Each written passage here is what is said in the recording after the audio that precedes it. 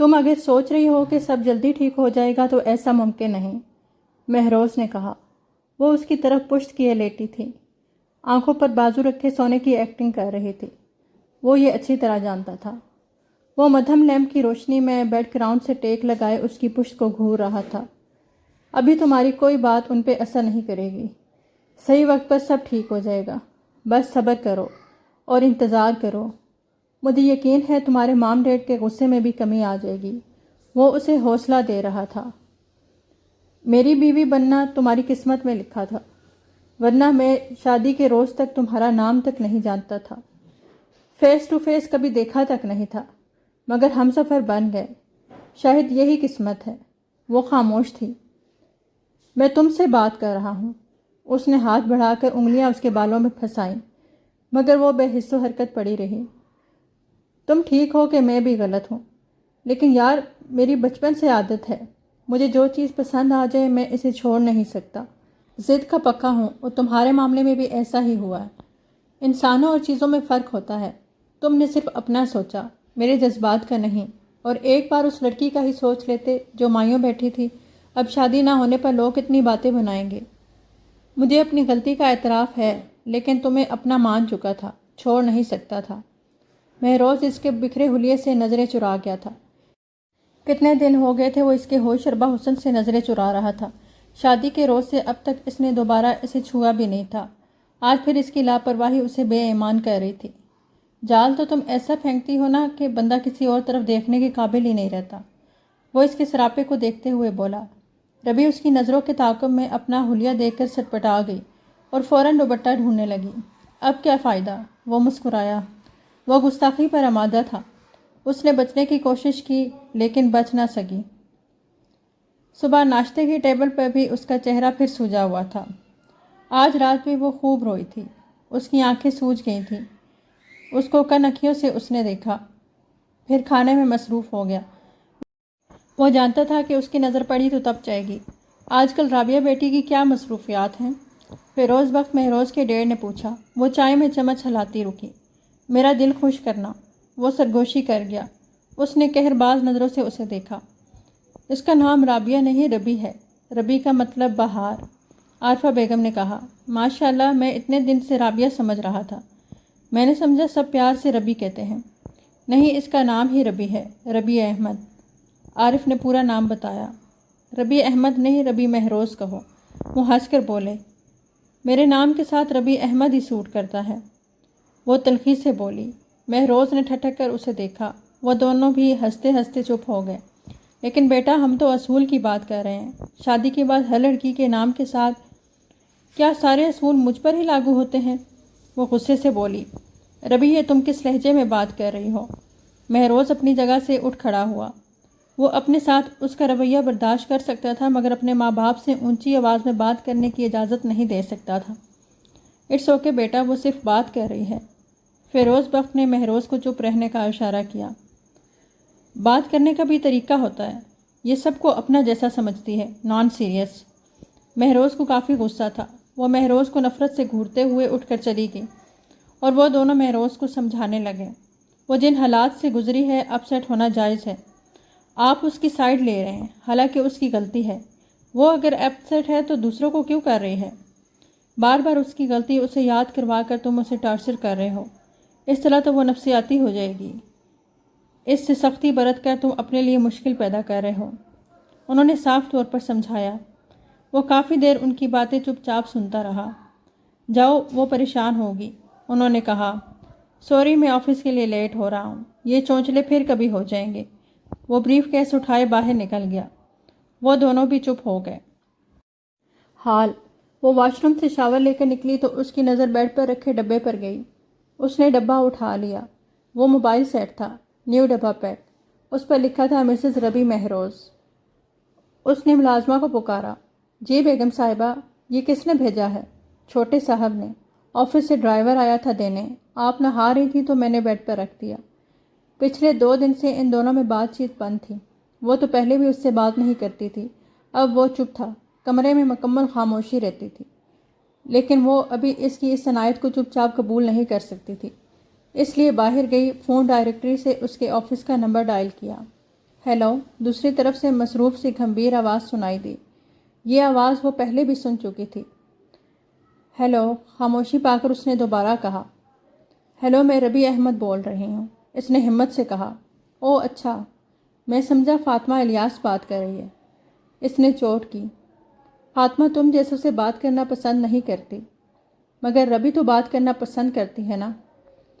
مجھے پتہ نہیں تھا تم اتنے گھٹیا انسان ہو، ورنہ میں کبھی بات ہی نہ کرتی، مگر مجھے پتہ تھا تم کتنی اعلیٰ ہو، تبھی تو بات کی تھی میری جان، اس نے مزے سے کہا۔ اس کے تو تن بدن میں آگ لگ گئی۔ اس نے غصے سے فون کریڈل پر رکھ دیا اور سر دونوں ہاتھوں میں گرائے بیٹھی تھی کہ فون پھر بجنے لگا۔ اس نے پہلے تو اگنور کیا اور پھر اٹھا لیا۔ ہیلو، مہروز بخت بات کر رہا ہوں۔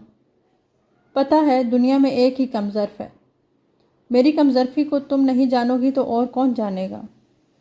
میری کم ظرفی کے سب ہتھیاروں سے واقف ہو۔ تم نے فون بھیجا ہے؟ ہاں بھیجا ہے۔ کیوں؟ میں نے تو نہیں مانگا، لیکن مجھے تو پتہ ہے تمہیں کس کس چیز کی ضرورت ہے، اور فون بھی آج کل کی ضروریات میں شامل ہے۔ میری ضرورتیں تو اور بھی بہت سی ہیں، کس کس چیز کی ضرورت کو پورا کرو گے؟ اس نے عجیب لہجے میں کہا۔ تم ایسا کرو، اپنی ضروریات کی لسٹ بناؤ، پھر دیکھتے ہیں کیا پوری کر سکتا ہوں اور کیا نہیں۔ تو لکھو۔ ربی نہ جانے کیا سوچ رہی تھی، وہ اسے جج کرنا چاہتی تھی۔ گاڑی بلیک سیلون۔ کیا بلیک کے بجائے وائٹ سے کام نہیں چل سکتا؟ وہ لکھتے ہوئے بولا۔ نہیں، میں پہلے بھی بلیک ہی استعمال کرتی آئی ہوں۔ سوری، ڈیلر آ گئے کچھ، میں لسٹ کا کام گھر آ کر کرتا ہوں۔ بس اتنی جلدی؟ اتنی جلدی بس نہیں، ابھی تم نے مانگا ہی کیا ہے؟ کچھ ایسا مانگو جسے مانگنے میں تمہیں مزہ آئے اور مجھے دینے میں خوشی۔ اور ہاں، ڈرائنگ روم کے گلاس وال کا پردہ ہٹا کر دیکھو اور پھر سوچو اور کیا مانگنا ہے تمہیں۔ وہاں بلیک کلر کی نیو گاڑی کھڑی تھی، لشکاریں مارتی ہوئی۔ معلوم ہوتا ہے ابھی شو روم سے آئی ہے۔ یہ سب کر کے تم میری نظر میں کوئی سند نہیں پا سکتے مہروز بخت، اس نے ناگواری سے کہا اور پردے برابر کر دیے۔ آج سنڈے ہونے کے باعث وہ لیٹ تک سوتا رہا، اور وہ ابھی بھی سو رہا تھا کہ ربی نے گاڑی کی چابی اٹھائی اور باہر نکل گئی۔ کہاں جا رہی ہو بیٹا؟ عارفہ بیگم نے اسے باہر جاتے دیکھ کر پوچھا۔ مارکیٹ، وہ کہہ کر باہر نکل گئی، اور تھوڑی دیر میں اس کی گاڑی فراٹے بھرتی گیٹ سے نکلی۔ عارفی بیگم کو اس کے تیوروں سے خطرے کی بو آ رہی تھی۔ وہ فوراً اس کے بیڈ روم کی طرف گئی۔ مہروز اٹھو۔ کیا ہوا مام؟ وہ ٹھٹک کر اٹھ بیٹھا۔ ربی گاڑی لے کر نکلی ہے باہر، مارکیٹ کا کہہ کر نکلی ہے، پتہ نہیں کہاں گئی ہوگی۔ اس نے اس کا نمبر ملایا مگر ریسیو نہیں ہوا۔ ربی کال اٹھاؤ، اس نے میسج سینڈ کیا، مگر جواب نہیں آیا۔ کال اٹھاؤ ورنہ مجھے آنا پڑے گا تمہارے پیچھے، اس نے پھر میسج کیا۔ کہاں جا سکتی ہے وہ خدیجہ کی طرف ہی گئی ہوگی، عارفہ نے کہا۔ وہ اس کے پیچھے گیا اور عارفہ بیگم پریشان انتظار کرنے لگی۔ ماضی، ہم کہاں جا رہے ہیں؟ حسان نے کہا۔ مارکیٹ شاپنگ کرنے، مہروز نے کہا۔ کیا شاپنگ رہ گئی ہے جناب کی؟ تمہاری ہونے والی بھابھی کے لیے گفٹ لینا ہے۔ اچھا، میں بھی کہوں ایسی کون سی شاپنگ رہ گئی ہے؟ حسان نے کہا۔ یہی تو خاص شاپنگ ہے، مہروز نے شرارت سے کہا۔ چل تو جا کر گفٹ خرید، میں تب تک ٹیلر سے ہو کر آتا ہوں، کرتا دیا ہوا تھا میں نے، حسان کہہ کر گاڑی سے نکل گیا اور مہروز دوسری طرف چل دیا۔ اس کا رخ اورینجل جیولرز کی طرف تھا۔ وہ فاطمہ کے لیے لاکٹ یا انگوٹھی لینا چاہتا تھا۔ کیا آپ کے پاس ہر قسم کا اسٹون ہے؟ یس سر، آپ کو کون سا چاہیے؟ کون سا چاہیے؟ فاطمہ کا پسندیدہ کون سا ہوگا؟ ایک منٹ بتاتا ہوں۔ اس نے سیل نکال کر فاطمہ کا کل والا نمبر ڈائل کیا۔ جیسے ہی نمبر ڈائل کیا، شاپ سے ہلکی سی مدھم آواز آئی، لیکن اس نے دھیان نہیں دیا تھا کہ تھوڑے فاصلے پر کھڑی لڑکی کا سیل بج رہا تھا۔ کال ڈسکنیکٹ ہوئی۔ اس نے پھر ڈائل کیا، اس بار اس نے کال اٹھا لی۔ جی مہروز صاحب کہیے، کیا بے چینی لگی ہوئی آپ کو؟ وہ آہستہ سے بولی۔ دیکھیں فاطمہ، میں آپ کے لیے رنگ پسند کر رہا تھا تو پوچھنا چاہتا تھا کون سا نگ اچھا لگے گا، ڈائمنڈ، نیلم، زمرد یا کوئی اور؟ نیلم، اس نے مختصر کہا۔ ڈائمنڈ کیوں نہیں؟ ڈائمنڈ میں خود لے رہی ہوں۔ اوکے تو پھر نیلم؟ جی نیلم، وہ ذرا زور دے کر بولی، اور مہروز نے چونک کر اس لڑکی کی طرف دیکھا جس کے منہ سے نیلم سنا۔ آپ کہاں ہیں اس وقت؟ اس نے جان بوجھ کر بات بڑھائی۔ شاپنگ سینٹر میں، اس نے ہنس کر کہا اور فون بند کر دیا۔ مہروز حیرانی سے اسے دیکھ رہا تھا، جس نے اسٹائلش سے سوٹ پر بڑی سی چادر لی ہوئی تھی، لیکن اس سے سنبھالی نہیں جا رہی تھی۔ کبھی پلو سرک جاتا، کبھی کہیں سے چادر ڈھلک جاتی، چہرہ چھپانے کی کوشش بھی ناکام تھی۔ مہروز نے شک مٹانے کے لیے ایک بار پھر نمبر ڈائل کیا اور اسی کا فون بجا۔ وہ ہکا بکا کھڑا تھا۔ وہ تیزی سے آگے بڑھا۔ اس سے پہلے کہ کچھ کہتا، لڑکی کی چادر کا کونا دروازے میں اٹکا۔ اس کی چادر ایک بار پھر ڈھلک گئی تھی۔ اس نے جلدی سے تصویر بنا لی۔ کیا چیز پسند کر کے گئی ہیں؟ اس نے سیلز مین سے پوچھا۔ جی، ڈائمنڈ لاکٹ تھا۔ فاطمہ خود ڈائمنڈ لے رہی تھی، اس لیے مجھے منع کر دیا۔ وہ اس کا نمبر بار بار ملانے پر مجبور ہو گیا۔ اس نے ایک بار پھر نمبر ملایا۔ جی کہیے، ربی نے مسکرا کر کہا۔ آپ فاطمہ ہی ہیں نا؟ آپ کو کوئی شک ہے؟ اس نے ہنسی دباتے ہوئے پوچھا۔ نہیں، ایسے ہی، اس نے کہا۔ اگر شک ہے بھی تو کل مٹ جائے گا، سارے بھید کھل جائیں گے، بس کل کا انتظار کریں، ربی نے کہا اور فون بند کر دیا۔ مگر ایک بات سچ تھی، اسے لڑکی ایک ہی جھلک میں بہت پسند آئی تھی۔ کیا قیامت ڈھونڈی ہے، وہ دل ہی دل میں ماں کی پسند کو داد دینے لگا۔ ابھی ابھی گھر میں صوفی الیاس کی گاڑی داخل ہوئی تھی، اس لیے گیٹ ابھی کھلا ہی تھا اور ربی کی گاڑی اندر آسانی سے آ گئی۔ بی بی جی، آپ کو گاڑی اندر لانے کی اجازت نہیں ہے، چوکیدار لپک کر اس کی طرف آیا۔ تم نے میرے لیے گیٹ نہیں کھولا، میں خود اندر آئی ہوں، تمہیں پریشان ہونے کی ضرورت نہیں، وہ کہتی اندر چلی گئی۔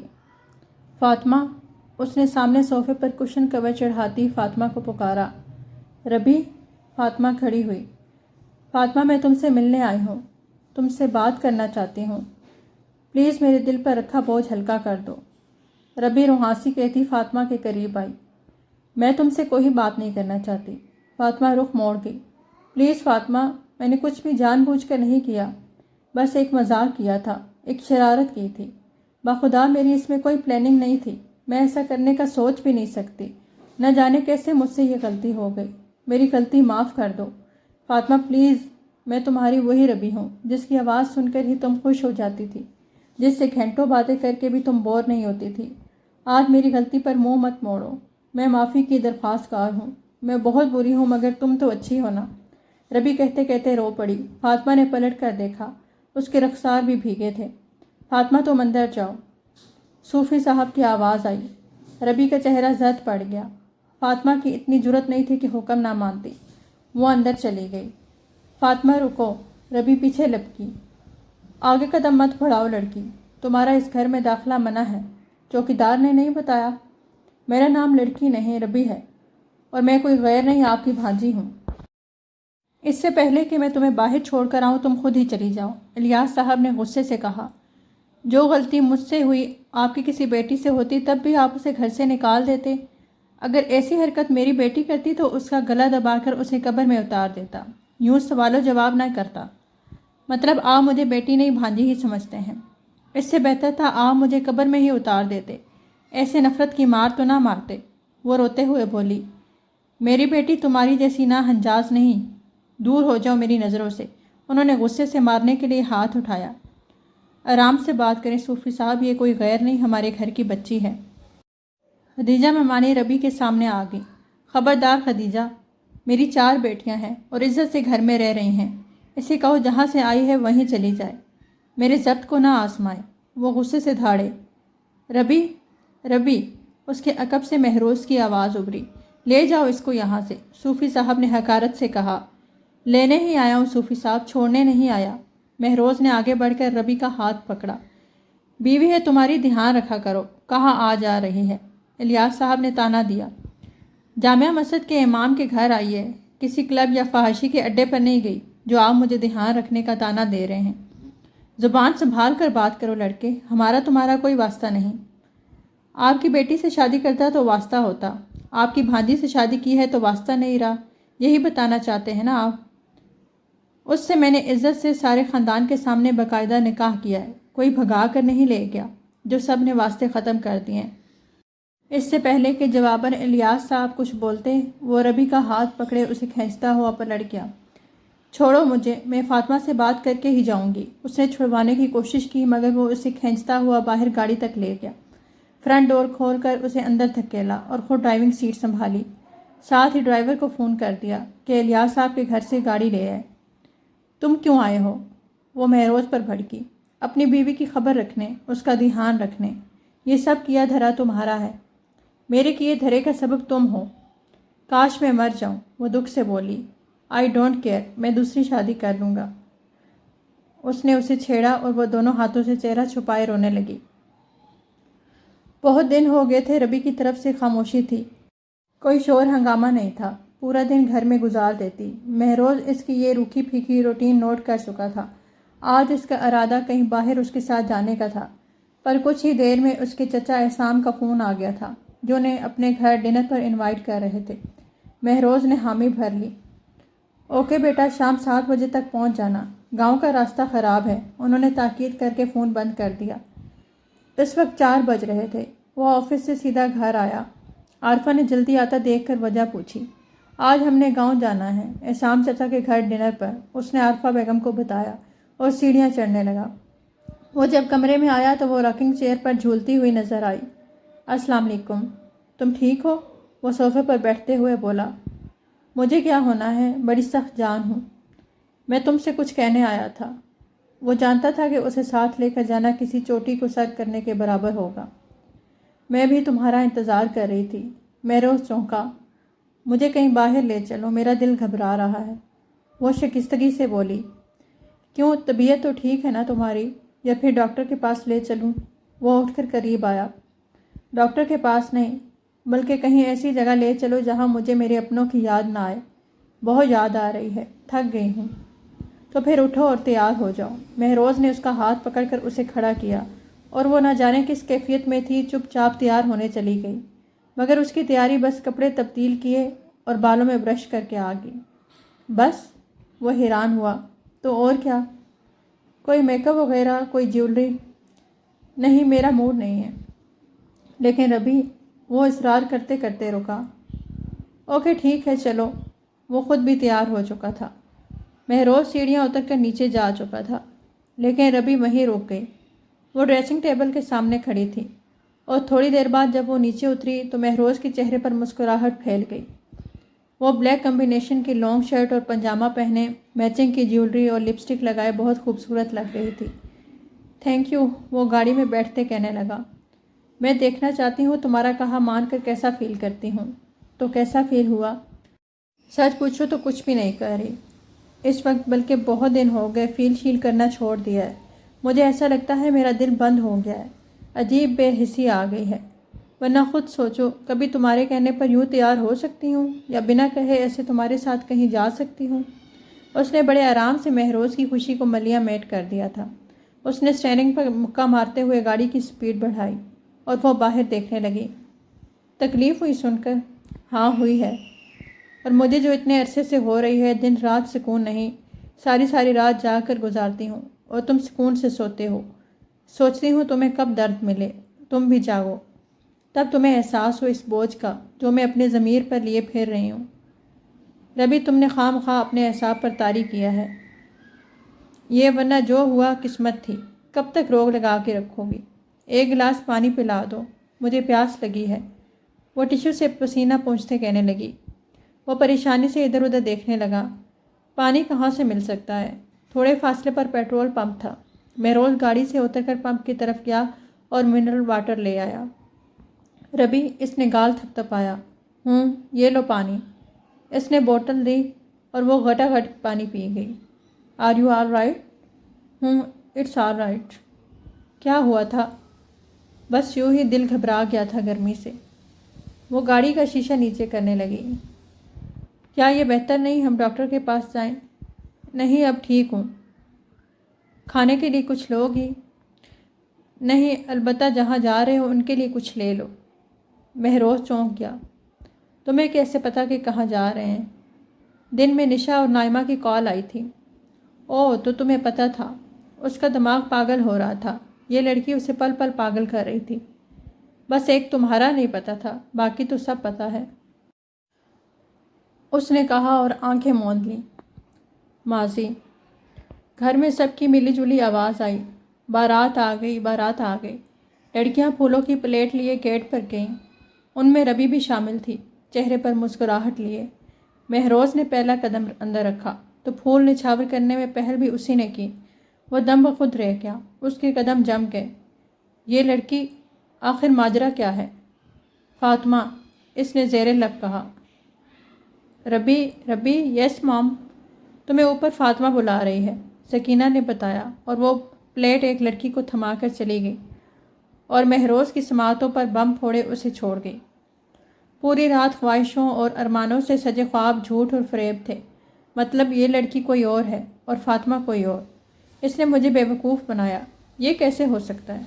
दिल में तस्वीर सजाए सुबह का बेचैनी से इंतज़ार किया था इसने, तो फिर अब वो फैसले से नहीं हट सकता था। अपनी भाभी देखी तूने? उसने सोफे पर बैठते हुए कहा। कौन? हसान हैरान हुआ। वो ब्लैक शरारे में, इसने रबी को देखते हुए कहा। मगर वो तो फातिमा भाभी नहीं, कोई और है, बस यही ऐप। वो मुस्कुराया और हसान उलझा। माम, इसने पास खड़ी आरफा बेगम को बुलाया। जी बेटा। वो लड़की कौन है? वो फातिमा की फुफ्फो की बेटी है, रबी अहमद, लाहौर से आई है, उसने तारुफ करवाया। आप बैठे मेरे पास। उसने आरफा बेगम को पास बिठाकर इत्मीनान से उसकी समातों पर बम फोड़ा। वो हिल कर रह गई। माशाल्लाह, आज तो चांद ज़मीन पर उतर आया है, रबी ने दुल्हन बनी फातिमा को देखकर कहा। दुल्हा भी किसी चांद से कम नहीं, जोड़ी कमाल की है, पास खड़ी लड़की ने कहा। सभी तारीफ़ कर रही थी। फातिमा गज़ब हो गया। वो दुल्हन ने शादी से इनकार कर दिया है। रुकैया ने बम फोड़ा। क्या? रबी ने कहा। हाँ, वो कहता है फातिमा से शादी नहीं करूँगा, वो रबी से शादी करना चाहता है। ये क्या कह रही हो? रबी चकराई। हाँ, नीचे सारे लोग जमा हैं और अब्बा तो दुल्हा को मारने के दर पे हैं। रुकैया के हवास उड़े हुए थे। रबी तेज़ी से दरवाज़ा खोलकर बाहर निकली। अगर तुम सच कह रहे हो तो हम उसे सज़ा ज़रूर देंगे, लेकिन तुमने अगर गलत बयानी की तो तुम्हारा सर कलम कर देंगे, इलियास साहब ने गुस्से से कहा। रबी की हवाइयाँ उड़ गईं। हाय, ये क्या हो गया मुझसे? वो साकत खड़ी थी। सकीना, बुलाओ अपनी बेटी को, उन्होंने अपनी बहन से कहा। जब जी बुलाती हूँ। सकीना ड्राइंग रूम से बाहर भागी, मगर रबी दरवाजे पर ही खड़ी थी। उन्होंने इसका हाथ पकड़ा। रबी, चलो मेरे साथ। मॉम, सकीना उसका हाथ पकड़कर अंदर ले गई। इधर आओ लड़की, इलियास साहब ने कहा। जज जी वो लरसते जिस्म से खड़ी थी। तुमने इस लड़के को कहा है कि तुम फातिमा हो? जी कहा था। वो सर झुकाए खड़ी थी। तुमने इसके साथ बातें की? उन्होंने गुस्से से पूछा। जी की थी, मगर वो सिर्फ एक शरारत थी। इतना सुनना था कि इलियास साहब का भारी हाथ उसके गाल पर पड़ा। बेशर्म, ये शरारत थी तुम्हारी नज़र में? वो धाड़े। मामू जान, इसमें मेरी कोई बदनीयती नहीं थी, मैंने बस एक शरारत की थी। ये सब महज एक मजाक था बस, उसने सफाई दी। ये मजाक था किसी नामहरम से बातें करना और ख़ुद को उसकी बीवी बताना मजाक था तुम्हारे लिए? मुझसे गलती हो गई मामू जान, मुझे माफ़ कर दें, उसने मिन्नत की। माफ़ी कैसी? तुम्हारी सज़ा यही है कि तुम्हारा निकाह पढ़ाकर तुम्हें यहाँ से दफ़ा कर दें, उन्होंने फ़ैसला सुनाया। नहीं, ये नहीं हो सकता। उसके हवास उड़ गए। अहमद मुर्तज़ा मौलवी को बुलाना है या तुम्हें कोई इख्तलाफ है मेरे फ़ैसले पर? उन्होंने सर झुकाए खड़े अहमद को कहा। नहीं पापा, महरोज़ फातिमा का नसीब है, वो दुल्हन बनी बैठी है, वो मर जाएगी, उसने अहमद की तरफ जाते हुए कहा। वो मेरी बेटी है, साबिर और शाकिर, और तो मैं खुद भी नहीं चाहूँगा कि इस लड़के का निकाह मेरी बेटी से हो, इलियास साहब ने हकारत से कहा। नहीं माम, कुछ तो बोलिए, पापा ट्राई टू अंडरस्टैंड। उसने माँ बाप से इल्तजाई की, मगर किसी ने नहीं सुनी। वो दोनों तो शर्म से ज़मीन में गड़ने को थे। उन्होंने इलियास साहब के फ़ैसले पर भी कोई एतराज़ नहीं किया था। रबी रोती रही, धाड़े मार मार कर, मगर किसी ने उसकी नहीं सुनी और महरोज़ बख्त के साथ उसका निकाह करवा दिया गया और थोड़ी ही देर में उसे दुल्हन बनाकर रुखसत कर दिया गया। रबी की आंखों में दुल्हन बनी फातिमा की तस्वीर थी। उसका दिल और ज़मीर बोझ तले दबा था। وہ اپنے ماں باپ کی اکلوتی اولاد تھی، مگر رخصتی کے وقت انہوں نے اس کے سر پر ہاتھ نہیں رکھا، اسے روتا بلکتا ہی بھیج دیا۔ اسے سزا دے کر بھیج دیا گیا تھا، اپنے سے دوری کی سزا، قطع تعلق کرنے کی سزا۔ وہ گاڑی سے پلٹ پلٹ کر دیکھتی رہی، مگر کسی نے اس کی طرف نہیں دیکھا۔